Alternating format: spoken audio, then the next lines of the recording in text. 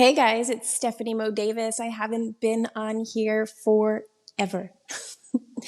Today's an important day for me. Every day is an important day for me because of what I'm about to say. Today is my 5-year kidney transplant anniversary. Not my first kidney transplant, my second. So I have to give a big shout out to my sister who donated so graciously at a time where she had a lot going on in her life. She's got many kids and lots going on. She took the time out of her life and that risk to donate a kidney for me. So I have to say to my sister, Nikki Lansliger, I love you, baby sister. And thank you for helping to keep me alive a little bit longer. So, all right, I wanted to say that. I also just want to say hi and give you guys a little check-in to let you know where I'm at, what's going on, what I'm doing. So if you don't know this, I moved to Houston, Texas. It's been almost a year. And the reason I moved to Houston, Texas was because I had an opportunity with something that I had been trying to manifest for a very long time. So if you don't know my history, I'm not going to go into it now. But what I want to say is that I was able to accomplish a really freaking huge goal. And sometimes I'm so much in a productive mindset that I forget to take time to honor and really give gratitude of what I've accomplished over the last year, especially during such a complex time. So I'm here in Houston. My colleague, my work partner, is Dr. Ruby Shah. Hi, Ruby. She doesn't do Facebook very often. She's a very busy woman, but I know some of her family members do. Dr. Ruby Shah is an awesome woman. Not only is she a fantastic doctor, internal medicine practitioner, but she had the wherewithal and courage to partner with me, lowly little me, Stephanie Mo Davis, who's a patient with a passion to try to help bring some new information and education to the world of healing and healthcare. So if you've been under a rock for the last 2 years now plus, we've been going through a pandemic which has caused downstream effects that are still just starting to hit the fan. A lot of us are going through a lot of change. If you know anything about my story, I went through something that changed my entire life very rapidly close to 6 years ago. So I had a little bit of experience with a collapse, a change of identity of what am I going to do now? Who am I now? Do I want to change jobs? Do I want to move? Do I want to, this like chaos of all of these things that we're now seeming to really look at and analyze and really decipher. Who am I now? Do I still like my job? What's really important to me? Am I happy? What do I have to do to get happy? If you are not on this healing, transformational, how do I navigate amongst this world right now kind of energy, good for you. If you're happy-go-lucky, awesome, keep going, click off this video. For the most part, most of us are going through massive transformation, massive change, bouts of what feel to be chaotic, crazy, bipolar, great. Like it's just things are changing so rapidly. I don't watch the news. I do check the news on YouTube and I check multiple news outlets because I'm very, very passionate about getting the whole story. And if you guys have been watching any of the news lately, you know that everybody has their own variation and narrative of what they believe to be true. So just a side note, when I watch the news, I watch some of Fox, and then I watch some of CNN. And I get a whole picture. So I'm not creating a bias within my own mind. So I'm kind of watching all aspects and observing, not judging. So if you guys feel like you're in this energy of change, transformation, growth, evolution, how do I do this in as graceful of a way as possible with all of this change, all of this transformation? Things going on with my kids. They're in school, they're out of school. It's just, you have to figure out how to be super adaptive right now. Okay. So I just want to tell you something that really helped me, a bit of information that helped me. Maybe it makes sense to you. It's a little heady. I'm going to try to break it down. When I went through my collapse of my entire life kind of changing and transforming and kind of entering, kind of breaking out into this new identity. First of all, it's really hard when your old identity starts to die. You want to cling on to that like nobody's business. And resistance can start to build up because this new life is trying to work its way into your life. When you resist it, it creates pain, frustration, struggle, and it's not an easy journey. So one thing that really helped me as I surrendered to all the change over and over again was I started to be able to observe how to do it more effectively and how to do it to where it contributed to more suffering. All right. So hang with me for 1 second as I try to explain this. This may or may not help you. What I find collectively, if you're on any sort of a transformational journey, if you're trying to change anything about your life, or enter into a reality where you are, you're more easily to adapt, you're happier, you're more balanced, you're more healthy. What's going on right now collectively? This is what I've been seeing in my work over the last 5 years, and it's really at an all-time high right now because of the last year and a half, is that you're being called to integrate your opposite. You may have heard these words thrown around in the media or YouTube: polarization, bias, the left, right. It's like we're in this kind of battle of opposites. Okay. So for me personally, what really helped was to understand that my life went along for a very long time and I didn't have as much conscious awareness that I do now. But I didn't understand that. I didn't know at the time because I was just going along, doing what people do in life and following the protocol and how we normalize the steps in life. I didn't really know. So when I had my awakening, which literally is just another term for I'm becoming more aware. And in order to become more aware, it's going to be a process of you broadening your perception of your reality, which means, for instance, and very simply, if you grew up having a certain belief system and you are a Democrat and that's kind of who you are, you're going to be challenged now because the call to action is to find a balance, not to be super polarized on one end of the coin or on the other. So the call to action is, let me try to listen to what the other side is saying without getting so darn triggered, because I may be missing something actually. I may need to integrate something, or maybe I listen and I decipher, no, that is not for me. I don't believe in that. But the process is, I don't want to say easier, but a little bit easier if you understand what's happening. The collective, the bigger picture of this awakening and reset and whatever the terms everybody's using. So I called it a spiritual awakening 6 years ago. But what I come to realize is in my awakening, I didn't know shit.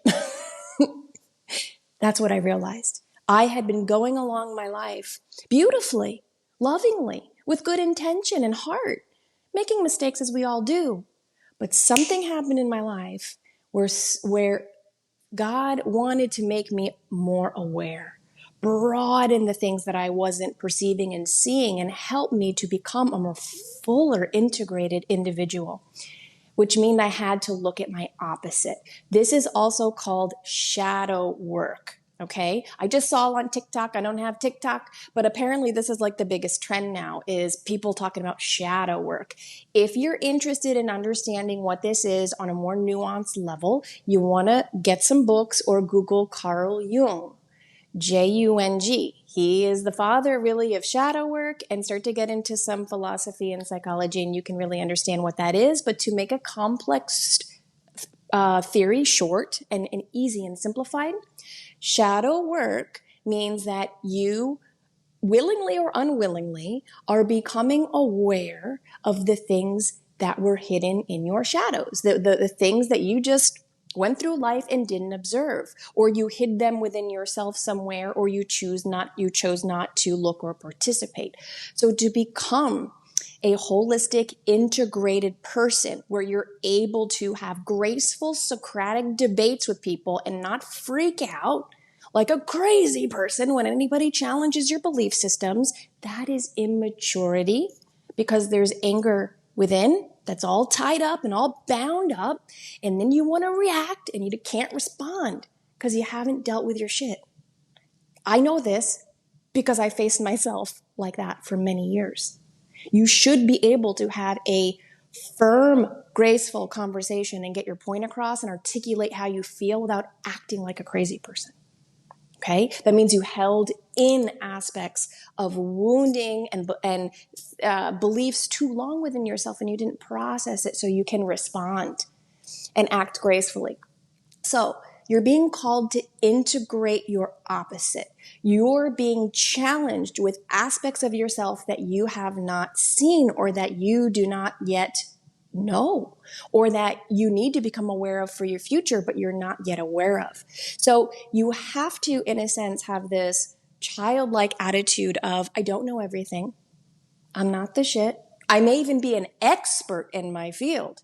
And I still have to be open-minded to new things and new ways and hear the opposite side of things, okay? So you got to open your mind and almost just realize you're integrating your shadow. That's the challenge. When you're resisting it, you don't want to hear it, you don't want to look at it. It's going to push, push, push, push, and then you're going to start to get a little bit crazy and you're going to lose your balance and stability and get really stressed out.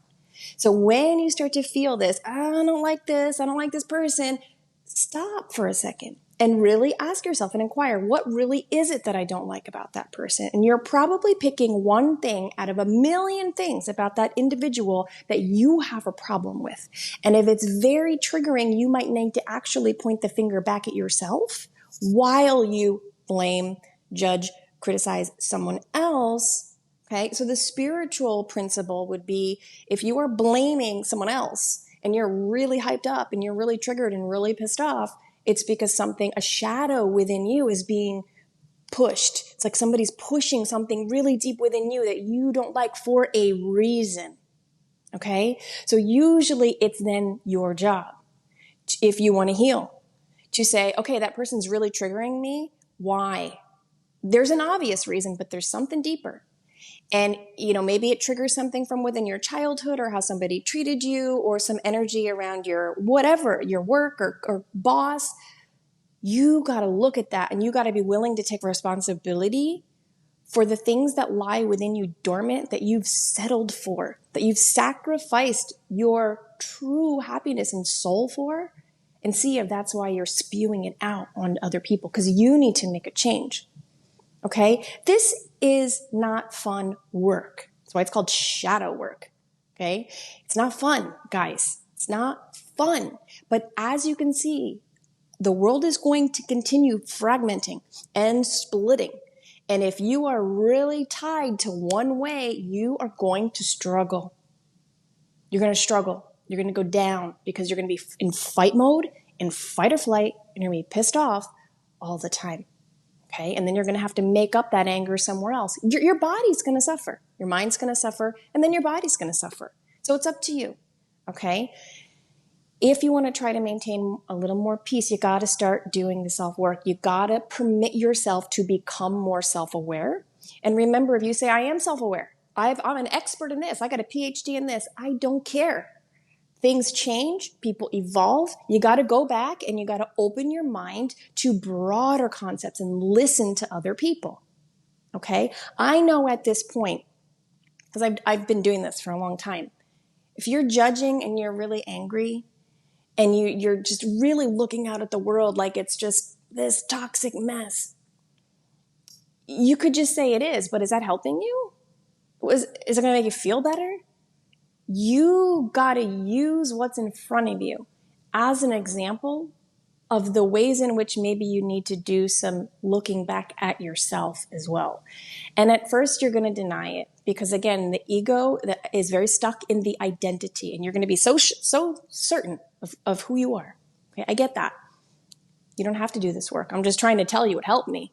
Okay, so broadening your perception of what you knew to be true requires expansion. That means you got to get uncomfortable and start to get bigger in your own skin. And sometimes you almost feel like, oh, I got to break out of my skin. This is going to hurt. And usually at the 11th hour before you break through your skin, you want to not keep going. You want to give up. It's like you're kind of doing the work and then it gets really, really hard and you just got to keep going a little bit and then you're going to burst. Your energy, your new perception is going to it's going to create more room for you to have more compassion and empathy and start to really emotionally mature yourself so you can start navigating this life with a little more strength and grace. Okay? So we're being called to integrate our opposite. Sorry, that's just the state of the world we're in now. So again, you can say, I'm out, I'm set on my belief system, I'm not changing, I'm just going to blame everyone else and I'm going to be pissed off at the world and then I'm going to drink at night to try to forget my problems. Okay, fine. I'm not going to judge you. You can do that. Or you can do it another way, where you can find a sense of peace within you, no matter what is happening out there.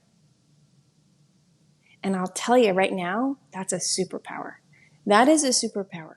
If the world around you seems to be going crazy and you can just stop, drop in, understand the immense amount of healing that's going on, and people are being challenged, their identities being challenged, their finances are being challenged, their home life is being challenged, their kids are being challenged, the schools are being challenged, the banks are being challenged, the medical system is being challenged.